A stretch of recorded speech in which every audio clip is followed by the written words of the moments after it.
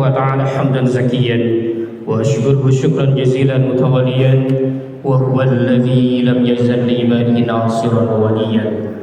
أشهد أن لا إله إلا الله وحده لا شريك له شهادة تجعل لنا في الجنة قصرا عليا، وأشهد أن محمدا عبده ورسوله الكريم الذي لو رأيته لرأيته وجها قمريا. اللهم صل وسلم على محمد وعلى آله وصحبه صلاة وسلاما دائمين متلازمين بكرة وأصيلا، أما بعد فيا عباد الله أوصي نفسي وإياكم بتقوى الله لتفوزوا فوزا عليا. قال الله تعالى في كتابه الكريم: أعوذ بالله من الشيطان الرجيم، يا أيها الذين آمنوا اتقوا الله حق تقاته ولا تموتن إلا وأنتم مسلمون. Alhamdulillahirabbil alamin. Berkat izin Allah yang maha baik, Allah yang maha welas asih, Allah yang maha sayang kepada hambanya, kita masih bisa merasakan keagungan dan kebesaran nikmat-Nya. Hingga pada kesempatan siang hari ini, Allah masih memperkenankan kita untuk melangkahkan kaki ke Masjid Raya Mujahidin Bandung dalam rangka menunaikan salah satu kewajiban kita, yakni menunaikan ibadah Jumat. Salawat serta salam mudah-mudahan senantiasa tercurah limpahkan pada junjungan kita teladan sepanjang zaman, Rasulullah Muhammad sallallahu alaihi wasallam, juga pada keluarga, sahabat serta pengikutnya, dan insya Allah termasuk kita yang istiqomah menjalankan tuntunan dan ajaran beliau dari awal hingga akhir zaman.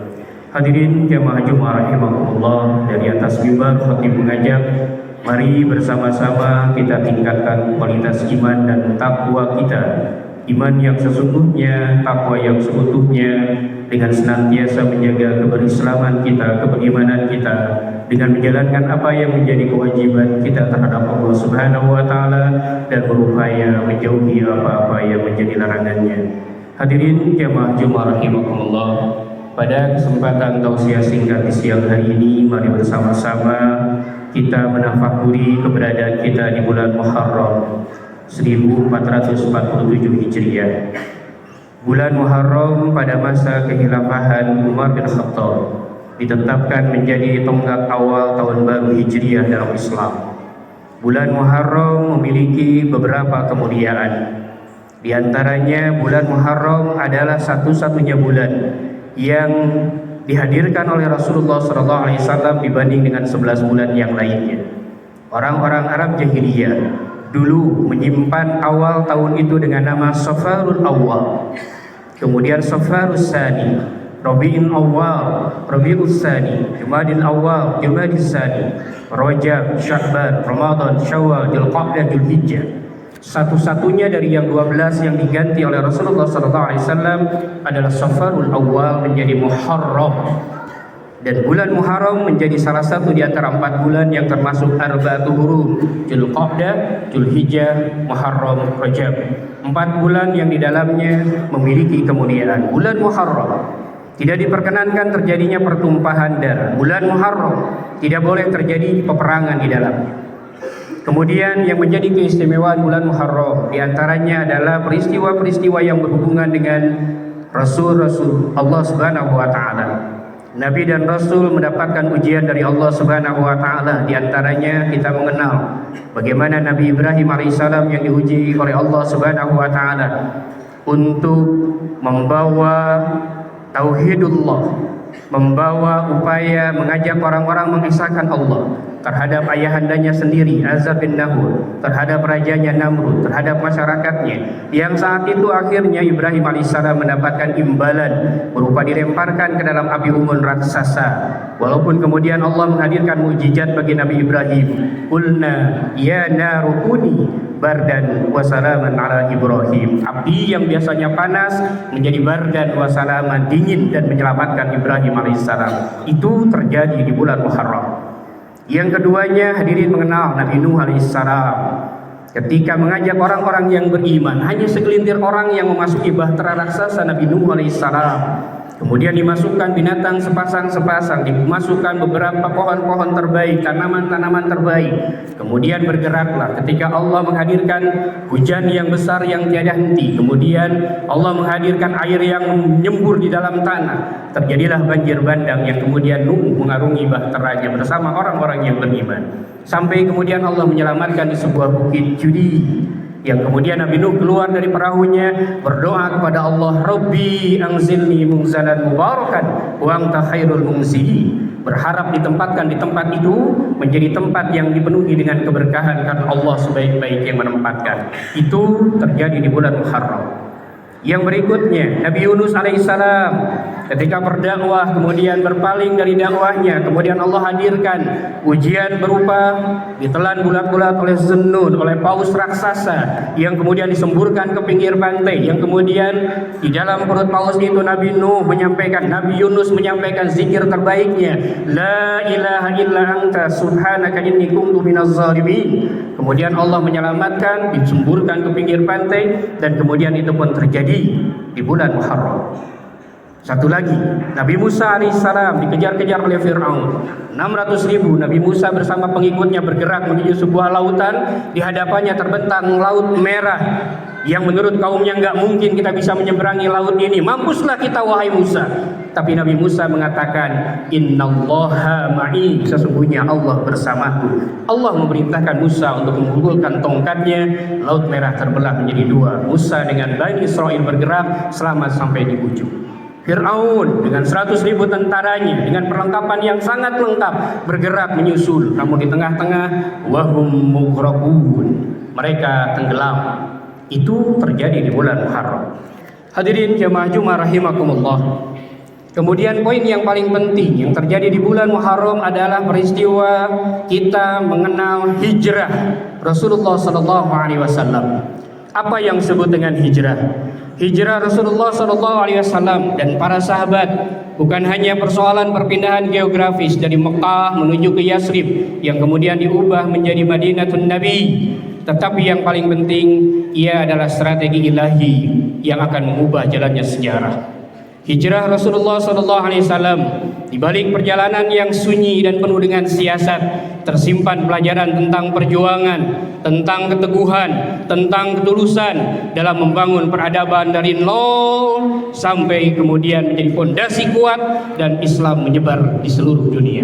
Hadirin jamaah Jumat rahimakumullah, hijrah secara bahasa berarti moving, berpindah dari satu tempat ke tempat yang lain. Hijrah bisa dimaknai dari sesuatu yang buruk bergerak kepada yang baik. Hijrah bisa dimaknai dari yang asalnya malas menjadi rajin. Hijrah bisa dimaknai asalnya jauh dari Allah menjadi semakin dekat kepada Allah Subhanahu wa taala. Jadi hijrah dalam arti yang luas, tidak hanya perpindahan tempat geografis semata, tetapi yang paling penting adalah perpindahan persoalan ruhiyah kita. Hadirin jamaah Jumat rahimakumullah, Rasulullah SAW dengan para sahabat bergerak dari Mekah menuju ke Yasrib yang kemudian diubah menjadi Madinah, terjadi pada tahun 622 Masehi. Dan ini memunculkan pertanyaan, kenapa Rasulullah SAW berhijrah? Yang pertama, catatannya adalah tekanan dan siksaan kaum Quraisy terhadap Nabi SAW dan para sahabat sangat luar biasa intens. Intimidasi, penganiayaan, penyiksaan, pembunuhan itu terjadi. Yang kedua, dakwah mengalami stagnasi karena penolakan yang keras. Kemudian yang ketiga, bahaya nyata mengancam keselamatan Nabi Muhammad SAW. Sampai kemudian orang-orang Quraisy berembuk menghadirkan 12 manusia terlatih untuk menghabisi nyawa Rasulullah SAW. Kemudian yang berikutnya datangnya jaminan perlindungan dari penduduk Madinah yang mereka sudah berbaiat kepada Rasulullah SAW. Maka pada waktu yang sudah ditentukan, Rasulullah SAW memerintahkan beberapa sahabat secara bertahap untuk melakukan hijrah. Awalnya Rasulullah memerintahkan Utsman bin Affan dengan 12 orang laki-laki dan 4 orang perempuan, hijrahnya itu ke Habasyah. Sesi yang kedua, Rasulullah memerintahkan Ja'far bin Abu Thalib untuk hijrah ke Habasyah juga dengan 83 laki-laki, 14 orang perempuan. Berikutnya, Rasulullah SAW memerintahkan sahabat untuk berhijrah dari Mekah menuju ke Yasrib yang kemudian diubah menjadi Madinah. Dari sekian sahabat, ada satu sahabat yang hijrahnya dengan terang-terangan, pedang terhunus, kemudian bergerak, siapa yang akan menghalangiku? Dia adalah Umar bin Khattab. Tak pernah ada rasa takut dalam dirinya ketika melakukan proses hijrah.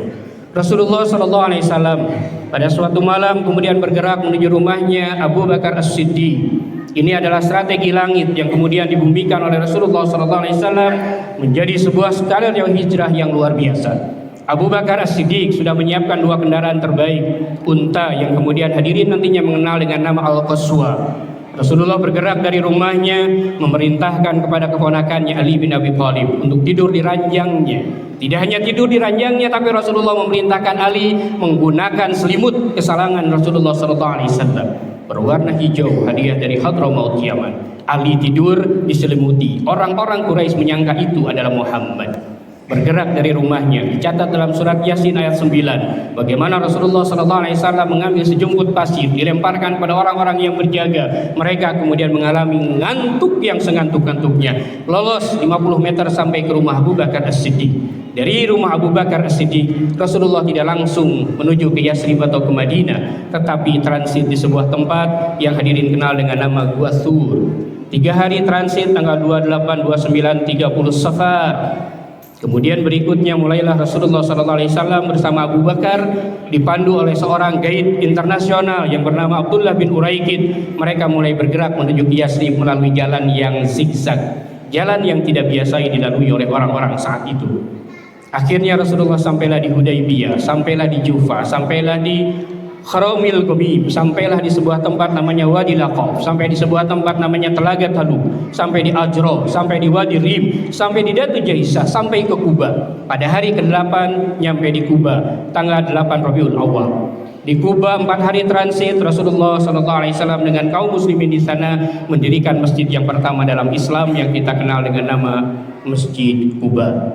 Rasulullah bersabda, siapa yang memiliki wudu kemudian bergerak dari tempatnya menuju ke Masjid Kuba, melakukan sholat sunnah 2 rakaat, maka dia mendapatkan pahala sama dengan 1 kali umroh. Itu keistimewaan Masjid Kuba. 8, 9, 10, 11, tanggal 12-nya bergerak menuju Yasrib, yang kemudian Rasulullah saat itu mengubah namanya menjadi Madinah. Kemudian Rasulullah menancapkan tongkatnya dan meminta dibangun di situ tempat tinggalnya beserta masjid. Tempat itu milik 2 orang anak yatim yang bernama Suhail dan Sahal, yang kemudian tanahnya dibeli. Hari ini masjid itu menjadi masjid kedua setelah Masjidil Haram yang akan mendapatkan keistimewaan ketika siapapun sholat di dalam Masjid Nabawi yang memiliki 42 pintu dengan 379 gerbang. Hadirin jamaah Jumat rahimakumullah. Apa yang menjadi poin penting dari hijrahnya Rasulullah SAW dengan para sahabat? Jika kita perhatikan, para sahabat meninggalkan keluarga, meninggalkan harta benda, meninggalkan berbagai macam hal-hal yang mereka miliki di Mekah. Mereka bergerak lillah karena Allah Subhanahu wa Ta'ala. Apakah ketika sudah berhijrah di Madinah, di Yasrib, mereka kemudian mendapatkan kehidupan yang nyaman? Mekah mereka biasa berdagang, biasa berniaga, bergerak menuju ke Madinah, biasa berternak, bertani, bercocok tanam. Sok orang-orang muhajir saat itu. Sampai kemudian mereka mengadu kepada Rasulullah SAW, kami merasa kurang betah ya Rasulullah berada di Madinah. Rasulullah kemudian menyampaikan satu doa yang sangat indah, Allahumma habib ilainal Madinah kahubbina Makkah. Ya Allah, ya Rabbana, ya Karim, jadikanlah kami manusia-manusia yang mencintai Madinah sebagaimana kami mencintai Makkah. Hadirin jamaah Jumat rahimakumullah, peristiwa hijrah menjadi titik balik sejarah Islam, dan kelak ini menjadi awal dari penanggalan kalender Hijriah pada masa Umar bin Khattab. Ia bukan hanya perpindahan fisik, tetapi yang paling penting adalah transformasi ruhiyah dari keterpurukan menuju peradaban yang cemerlang. Barakallahu li wa lakum fil Qur'anil azim wa nafa'ani wa iyyakum bima fihi minal ayati wa zikril hakim wa taqabbala minna wa minkum tilawatahu innahu huwas samiul alim.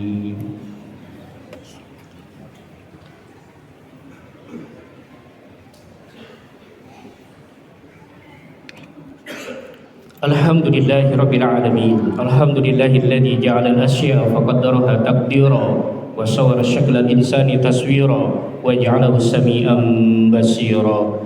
أشهد أن لا إله إلا الله وحده لا شريك له وأشهد أن محمدا عبده ورسوله الكريم اللهم صل وسلم على محمد وعلى آله وصحبه وسلم أما بعد فيا عباد الله اتقوا الله ما استطعتم. Hadirin jamaah Jumat rahimakumullah, pada kesempatan khutbah yang kedua ini mari bersama-sama kita bermunajat kepada Allah Subhanahu wa taala. Kita memohon kepada Allah agar kita senantiasa diberikan kesempatan untuk menjadi manusia yang selalu berhijrah, untuk selalu menjadi manusia yang terbaik, yang senantiasa berada dalam ketaatan kepada Allah dan Rasul-Nya. Allahumma shalli wa sallim ala Muhammad wa ala alihi wa sahbihi wa sallim. Allahumma ighfir lil muslimina wal muslimat wal mu'minina wal mu'minat al ahya'i minhum wal amwat innaka sami'un qaribun mujibud da'wati ya qadiyal hajat. Allahumma alif baina qulubina wa aslih dhata bainina wahdina subul salam wa najjina minaz zulumati ilan nur wa jannibna al-fawahisha ma dhahara minha wa ma batan. Allahumma barik lana fi asma'ina wa absarina wa qulubina wa azwajina wa zurriyyatina wa tub alaina innaka antat tawwabur rahim. Rabbana zalamna anfusana wa illam taghfir lana wa tarhamna lanakunanna minal khasirin. Rabbana hab lana min azwajina wa zurriyyatina qurrata a'yun waj'alna lil muttaqina imama.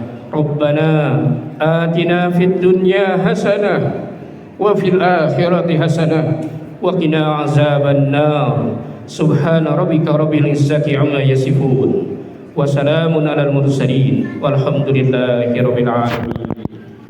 Ibadallah, innallaha ya'muru bil adli wal ihsan wa ita'i dzil qurba wal fahsya'i wal munkar wal baghi ya'idukum la'allakum tadhakkarun wa la dzikrullahi akbar. Aqimus shalah. Assalamu alaikum warahmatullahi wabarakatuh. Allahu akbar, Allahu akbar.